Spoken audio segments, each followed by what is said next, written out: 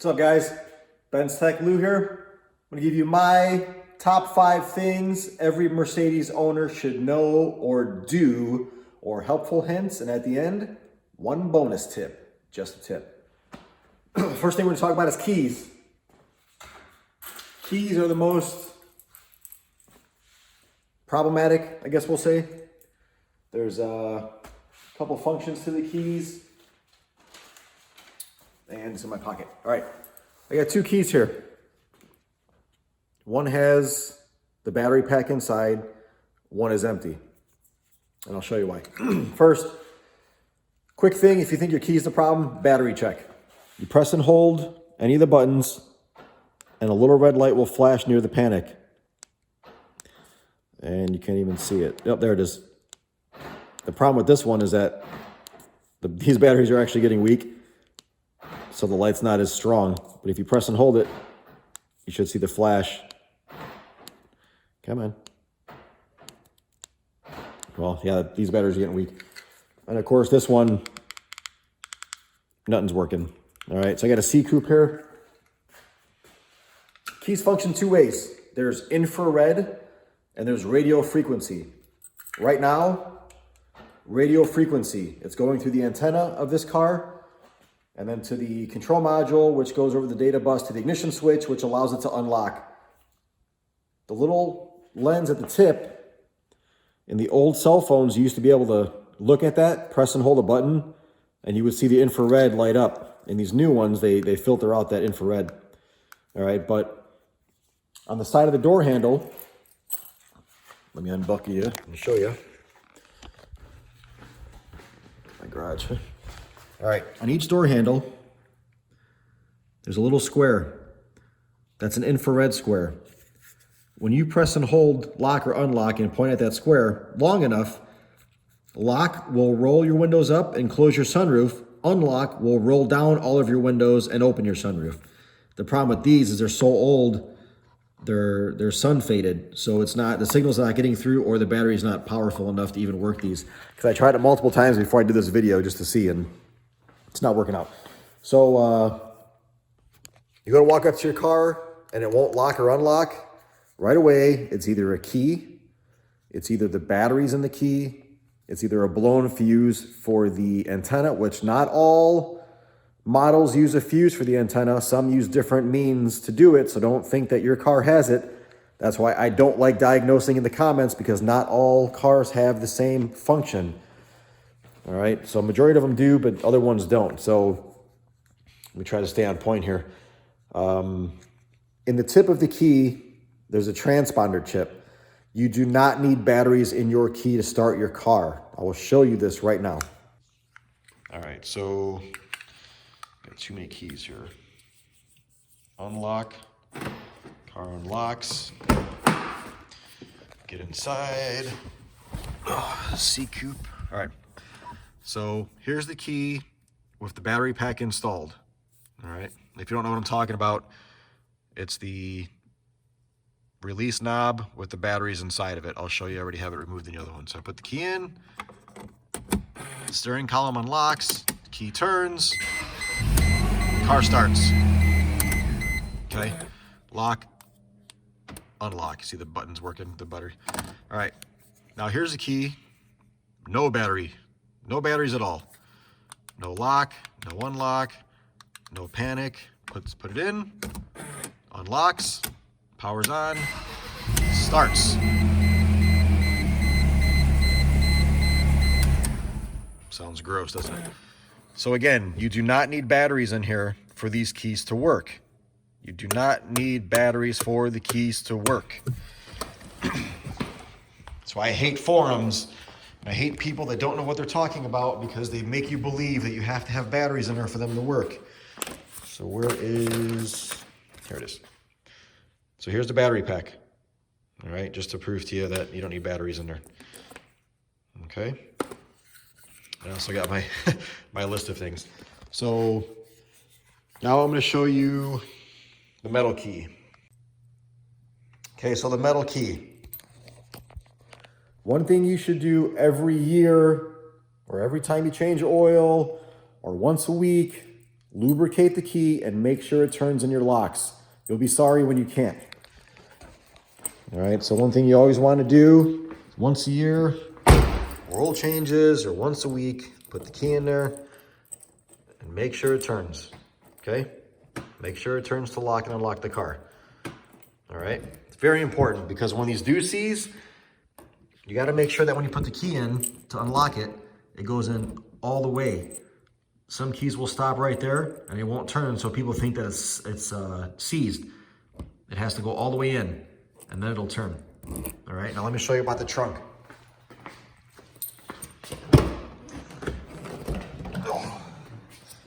All right. Almost every trunk, I'm gonna say 99.99%, have a locked cylinder. Most of the times it's dark and dirty, so you can't even see it. If you clean and wipe around your handle, you'll see that the key is there. Now, this is vertical. That means that you can open the trunk at any time as long as the car is unlocked. You can take this.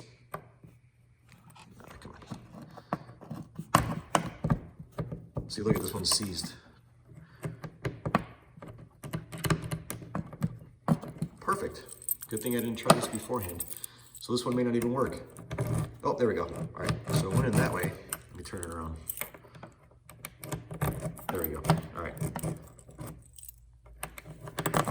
So when you put it in there, if you rotate it, oh man, this thing is seized. That's good. That's good stuff.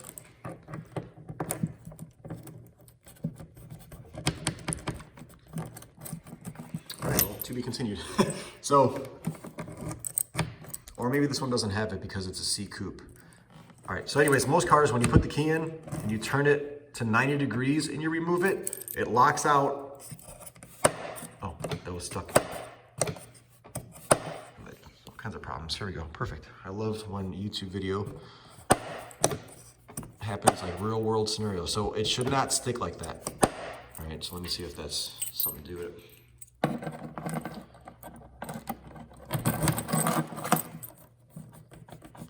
This one may not turn because it's a coupe and you can still get into the back seat.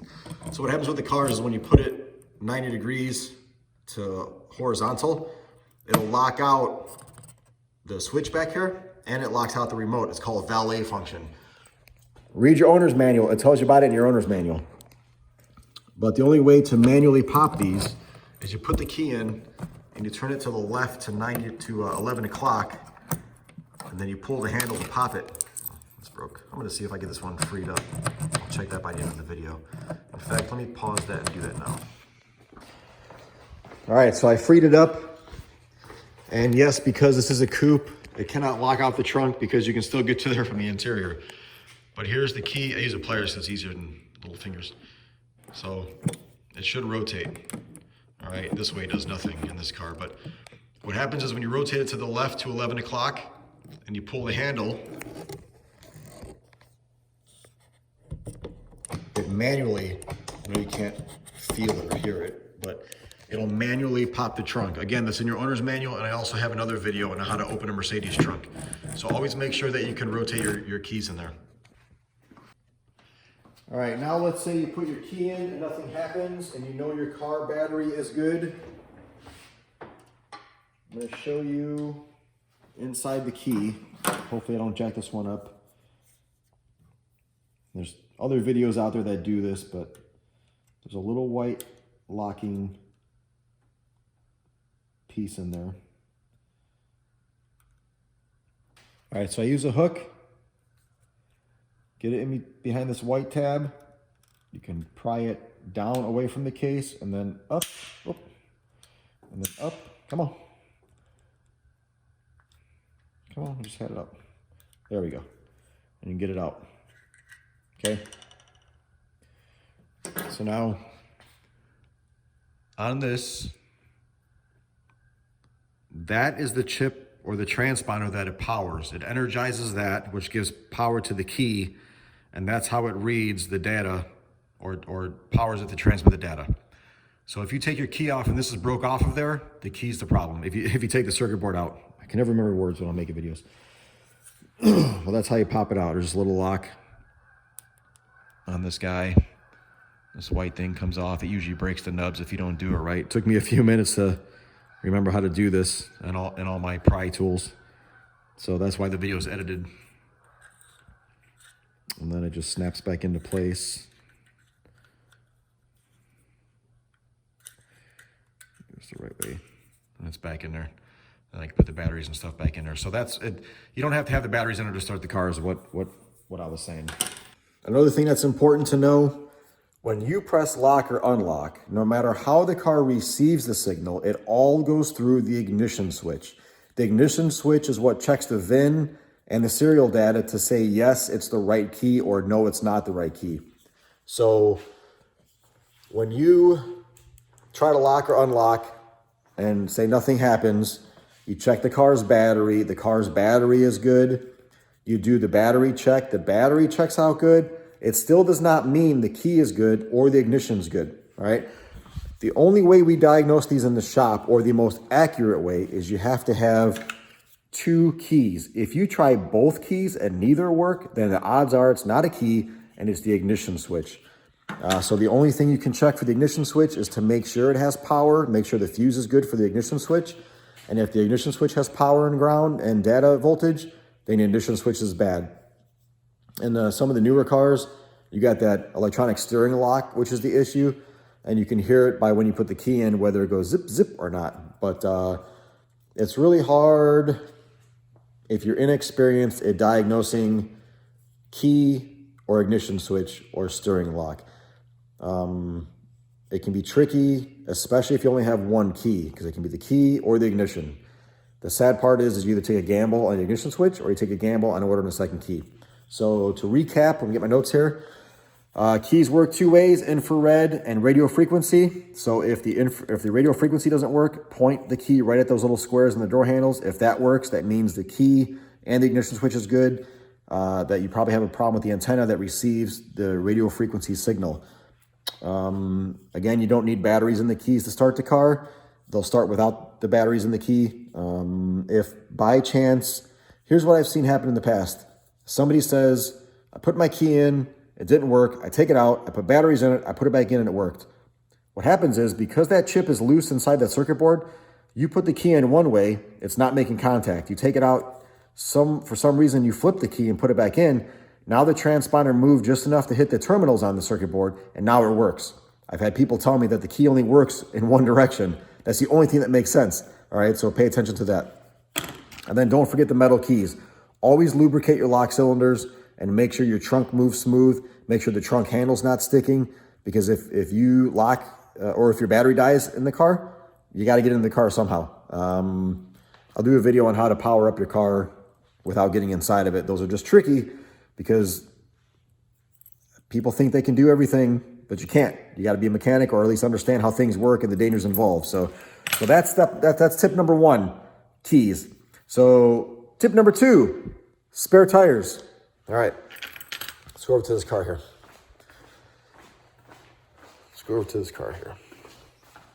I'm gonna flip the camera around now. All right, in this model, get this out of here.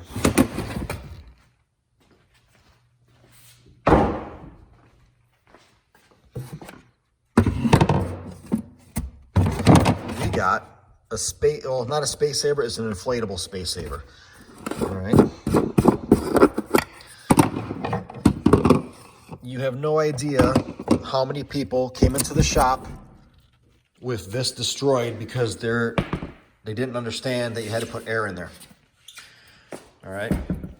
So these are our inflatable space savers. That is extremely important.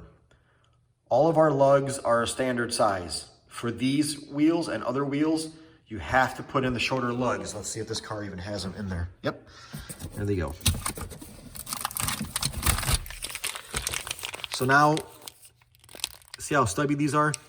It's the only time that smaller is better, guys. That was a joke. So what happens is people get flat tires, they call out AAA. AAA comes out, or whatever local place has it. They pop off their wheel, they put on a space saver, they put the normal lugs back in, and if it's in the rear of the car, your parking brake is there. So the lugs chew up all of the parking brake shoes and the springs and the cables that are in there and just destroys it. If it goes into the front wheel, it's not a big deal because there's nothing behind the hub. It doesn't cause any issues, except depending on the lug, if there's not enough threads, you'll strip the wheel or strip the hub because all the threads go through and then you're at the shank part that has no threads. So, Space Master. But okay, so you have to inflate these. How we do this is we take this out. God damn it. Oh, that's the valve core remover. You can remove it to deflate it. You can also remove it to inflate it. It might even make it a little faster, but there's a compressor that comes with these. You hook up the compressor, hook up the line, and you inflate it. All right, so that's important to know. There's 3 types of spare wheels. Let me flip this around. All right, so we have the inflatable like this one. Then you got a Space Saver, which is a thinner spare tire, and then you have a full size. There's only 3 options you can have. The problem I see with mechanics is they do oil changes and they don't check your spare tire. You have no idea, if you're a mechanic and you're listening, you have no idea the world of hurt you're putting your customers in when you don't do something as freaking simple as putting air in the spare tire. It's part of the service. You can't tell me that you're that hard up for money that you don't have 2 extra seconds to run back to the spare tire, pull it out, make sure it's good, make sure it's inflated. Because some of these cars, like this car is a 2004. It's 16 years old. This tire is no good. Tires are good for about 4 or 5 years. The odds of somebody filling this up and driving on it, because of the rubber, from what I know, the rubber deteriorates inside or just gets weakened over time. And this may not even be a safe tire to use. So as a customer, if you're a do-it-yourselfer, check your air in your spare. Do that every oil change. I always put an extra 5 or 10 pounds because it's easier to let air out than it is for a customer to put a spare on and then find a gas station to fill up air in a tire. And plus, you don't want to use gas station hoses. They're full of water and moisture, which is water, but rust sometimes. You don't know what kind of compressors they're using, and if they store all that stuff in there. But spare tires, man, they're important. And in a lot of newer cars, they're not using them because what happens is if you get into a rear end collision, that pushes all this forward. It pushes it into the spare tire, which then pushes it into the cabin. So they're saying that they're removing spare tires for safety reasons. I think it's cost cutting because how safe is it to be driving a car with no spare? You know what I mean? But that's tip number 2. Check to make sure your spare is there. Make sure your toolkit is there. Make sure you have to use the right lug nuts or not. Sometimes they're not even in there. Make sure your wheels have your wheel lock key if you have wheel locks on them. One thing I would always do is when I was done working on the car, I put the wheel lock in a bag and I made sure the service advisor either gave it to the customer or I would put the wheel lock in the center console and I would write notes on the ticket where I put the wheel lock, whether it was back in the trunk or in the spare tire kit or by the first aid kit or in the glove box. Because the last thing you need, again, your customer leaves the shop, they get a flat, the wheel lock key sitting in your toolbox, and they're SOL. I mean, the biggest problem out there with customers and their issues are the mechanics that do the work. You're not focused on fixing the car or taking care of the customer. You're focused on making the money. And I'm going to make a YouTube video about that. That the flat rate system is so corrupt and such a bad system. So that's tip number 2, spare tires. Let's move on to tip number 3. The only reason I call this a tip is because this gets a lot of people. It confuses a lot of people. Man, I wandered around my own garage here. So let me get the key. Let me show you this. Something as simple as this. So I'm going to flip this around. All right, so tip number 3, wipers. A lot of guys would complain that, I was working on my car, now my wipers don't work. I got no power going to the motor, I swapped the relays, blah, blah, blah, replaced the switch. The whole time the hood was open. Mercedes made it to where when you open the hood, the wipers don't work. I'm not going to say it's every car, because I haven't touched every car or every year, but a huge majority of them, it's called wiper suppression. So I'll show you. I actually tried to make this video 4 times, and every time I popped the hood, it wouldn't cancel the wipers. I found out that the damn hood latch switch was unplugged from this car. So quick little diagnosis and YouTube outtake blooper. But let me show you. So I'll turn the wipers on. All right, so they're on low speed. Now I'll pop the hood. Okay, 3, 2, 1. It stops the wipers wherever you pop the hood. I do that as a trick, or turn the ignition off at the same time to access the fuse box. All right, so let me show you. Yeah, this damn thing was unplugged. Push the button. Move the hood 90 degrees. All right, there's a switch in here. That switch tells the front SAM if the hood's open or not. The damn wire was unplugged. There's the wire. It was all coiled up and wrapped up, hiding back in there. There's the wire there. So anyways, once I pop that, it stops the wipers from working. So people misdiagnose that all the time because they open the hood while they're working on their car, and now the wipers don't work. But let me show you what it did. Is it allowed the wiper linkage to move out of the way, so now it's super easy to take this off and get that out of there because that's out of the way. All right. And just so you know, this is your wiper wiring right here to the front SAM. So that's quick wiper diagnosis. If your hood's open, your wiper's not going to work. Same thing with the driver's door. In most cases, if you open the driver's door and try to work the switch, it shouldn't work. Again, not saying it's all cars, but it was a huge deal where customers would drive into the service drive and then say, look, my wipers aren't working. And then they'd push the button, nothing would work. Then they'd write a ticket, bring it to the shop. We get in the shop, and it tells you in the owner's manual. The owner's manual solves 90% of your problems if you read how it's supposed to work. So that's my trick for accessing not only the fuse box, but why your wipers stop working. So I always activate them when they get vertical. I pop the hood, and then they stop. So you can not only change the wipers easily, you got full access to them, but you know, it allows you access to other stuff, and even when you're removing the wiper cowl and all that stuff. So let's go to tip number 4. Tip number 4 is jump starting. In the days of old, you can connect a running car to a non-running car, rev the engine, let the voltage get up to about 14 or 15, whatever the alternator is going to charge at, and it'll help jump the car. You do not do these in these cars. You do not hook up your battery to a running car a running car. You're better to have the car off or just use another battery. These cars do not like jump packs. The voltage spike will blow fuses, but they're fuses that you can't see. So let me show you the battery. All right, in this C-Class, the battery is in the engine bay under the dust filter cover. Dust filter. All right, here's the battery. Here's the positive jump start, which at the same time, this is a Prefuse box. All these fuses or these big cables that come out of the bottom are tied to Prefuses. Let me see if I can pull this up over here. Move this out of the way. And there should only be a little hook down there.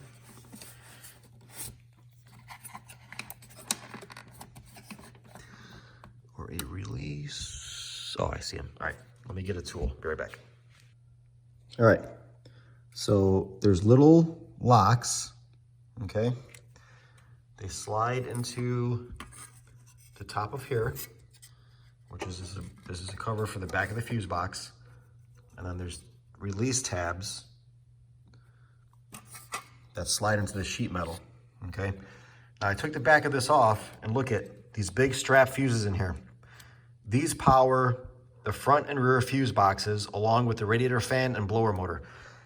So if you jump start this battery or this fuse box with a running car or reverse the battery, you're gonna blow one of these fuses in here, which then power the front fuse box, the rear fuse box, the blower motor that's actually right in there, or the radiator fan.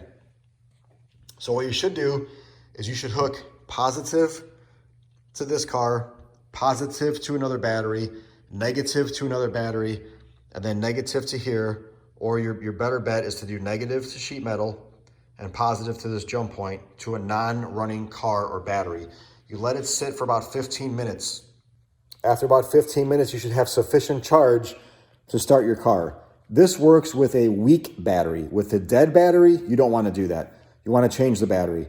The problem with these batteries is most are wet cell or maintenance-free or glass mat or fleece or variable VRLA batteries. They do not take fast, rapid jump starts, especially if they're dead. They need a low, slow charge. You need like a 2 amp charge, maybe even a 6 amp, just something small, and you need to charge for at least 12, 24 hours. Just let it slow, deep charge.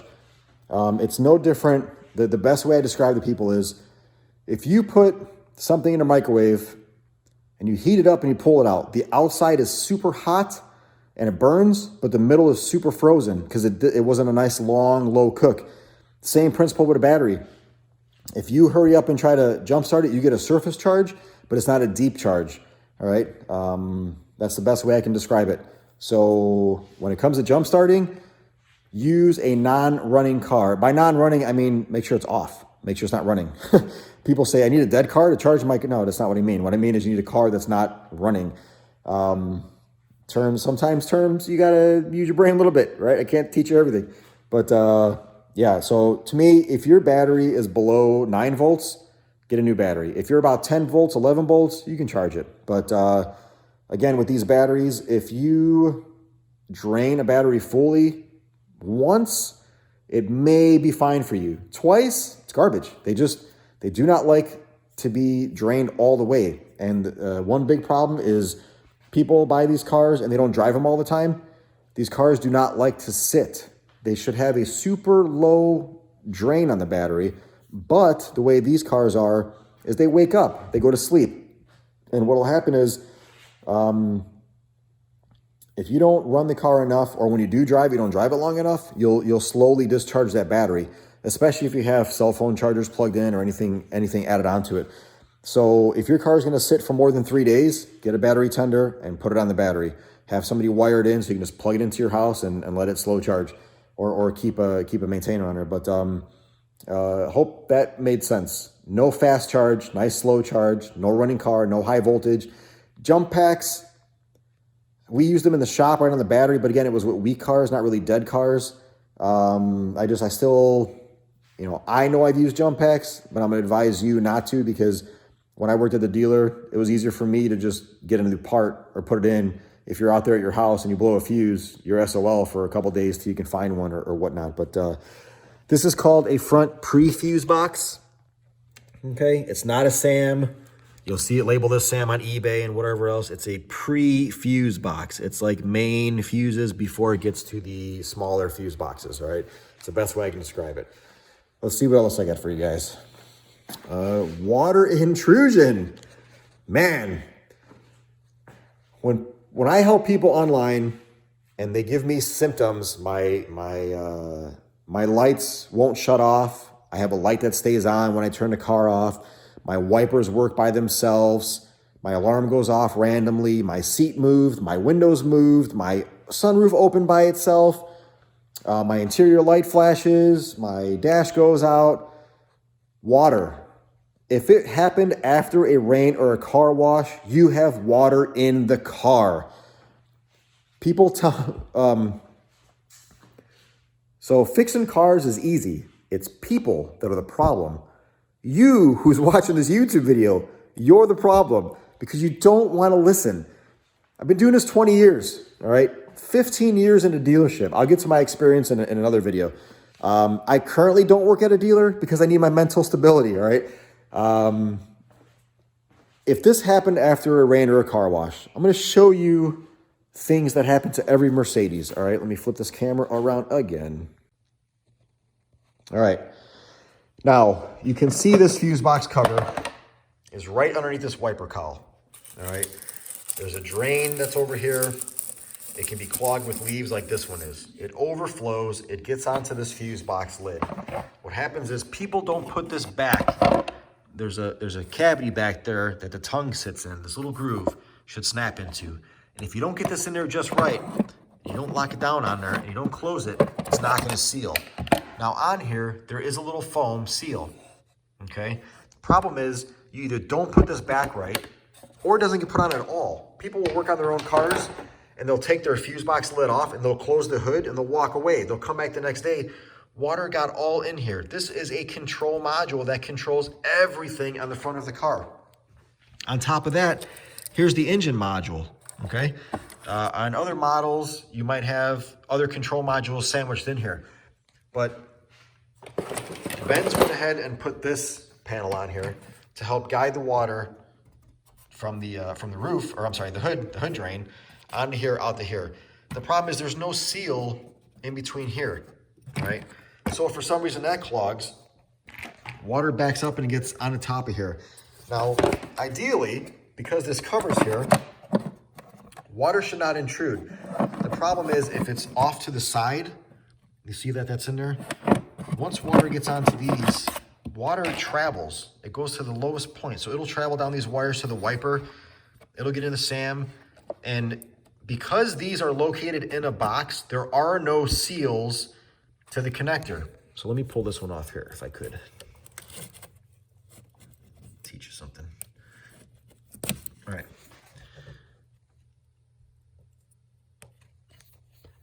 See in there, those ribs inside that hole?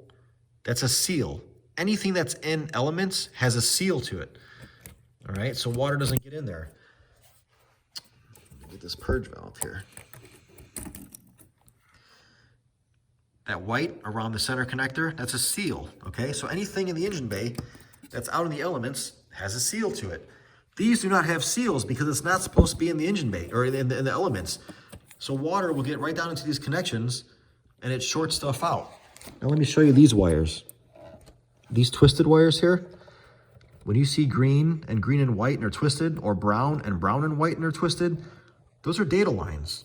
When water gets into those data lines, it'll make the car do whatever the hell it wants to. Whatever that water wants to tell the car to do. It just shorts out and the signals go crazy. And that's a problem too. Or let's say these wires over here are hanging off the lid and you got to put the lid back on. And it pinches those. Now it gives water a chance to run down into the car. So I always make sure on every car I work on that the fuse box lid is nice and secure and not under tension when it snaps in. Get this washer hose out of here. I'm not left-handed. All right, nice little snap. Nice little snap. Okay. All right, it's in there good. It's not going anywhere. Now, on this car, here's another drain that clogs. All right. So it just backs up and water gets into there. Now, this box has a foam seal against the firewall. If the water runs back there and it sits there enough, it'll deteriorate that foam seal and it'll run right into the car, which basically leads right through to the floor area. And there's all kinds of wires down in here. I'll show you that in another video. All right, another thing you want to watch out for, windshields. There's a Mercedes star on there, meaning it's a Mercedes windshield, meaning most likely this was never replaced. If you have a windshield that does not have a Mercedes star, it's been replaced. And the problem with windshield companies is they hire not the smartest people in the book. So they're not all bad. I can't speak for everyone. We had some good guys that knew exactly what they were doing. They knew how to take stuff out, put a windshield in, put it back, and you never knew they were there. There's other guys that take stuff out. There's glue and silicone. The windshield's not sealed. The wiper's not put on right. They didn't put the sensor back on. They used some cheap used one. So when you look for a Benz symbol, you know it's an OEM windshield, and odds are it hasn't been replaced. But if there's not, that's where your leak can come from. All right, culprit number 2. Benz put in this dust filter to get outside air instead of having a big old wiper cowl. All right, here's the problem. There's no seal from here to there. All right, I think on this model at one time there was, oh, there it is. It's super deteriorated. All right, some foam.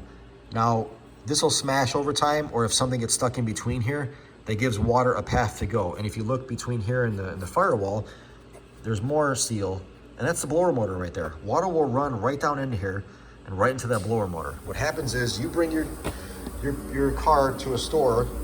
Let's turn my heater off.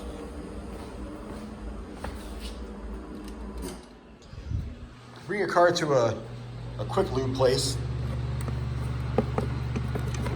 They take this off to check your battery, and they half butt, see there's hooks and ledges. They half butt put this on there, if at all, and maybe even don't clamp it on. Water fills up here. Here's another drain. Drain gets clogged, okay? Water backs up, right over the top, right into here, right into your blower, right into the car. All right, so that's water point number 2 or 3. So there's that fuse box, there's a windshield, this one over here. Now this car has a sunroof, all right? There's a drain that leads from the corner down the A-pillar out here to the bottom. I don't know if I can feel it. I don't know. If it doesn't come out the bottom here, it comes out behind the wheel well in a little nipple. We used to cut those off. That way there was no room for obstruction. The back runs down the C-pillar or D-pillar, down through the trunk, which I'm not gonna be able to see from here. Down through the trunk and then out to the back. Let's see if this one's actually down here.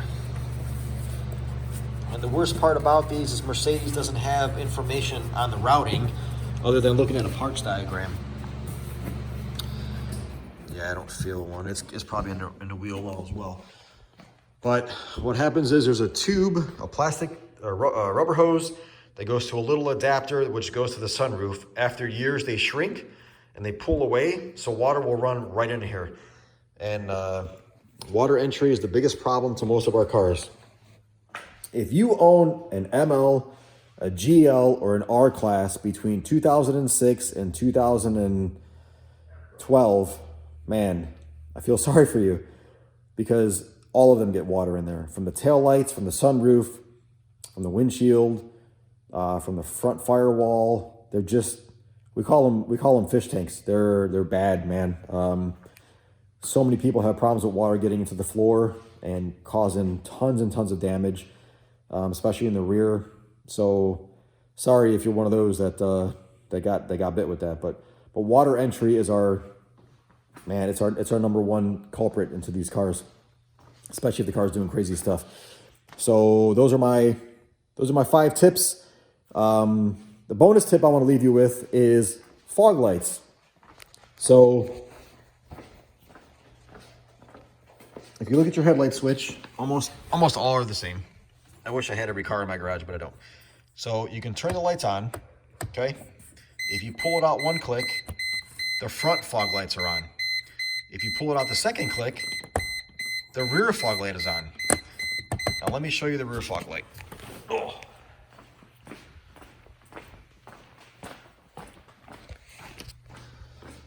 I'm in the middle of cleaning my garage, so don't judge me too much. All right. Let me get this set up in here. So I'm going to show you the difference between the lights.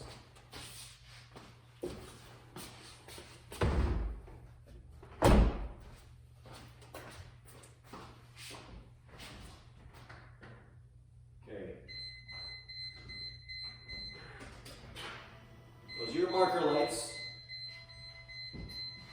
These are your brake lights. There's your reverse lights. There's the hazards. And here's your rear fog light.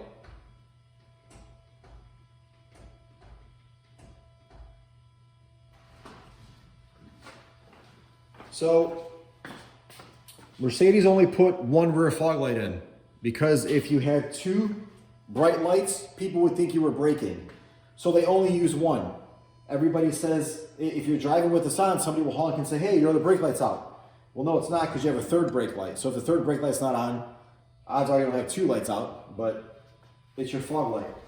Now, another thing that happens is you also have a single-sided emergency light.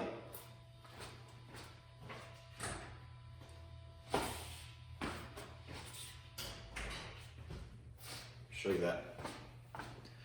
This happens with all new owners. Okay. Parking light for the right or left side. So once you go past off, if I go to the right, it turns on one rear and one front light. Why? Well, the reason we're taught is because, let me do the other side, left side.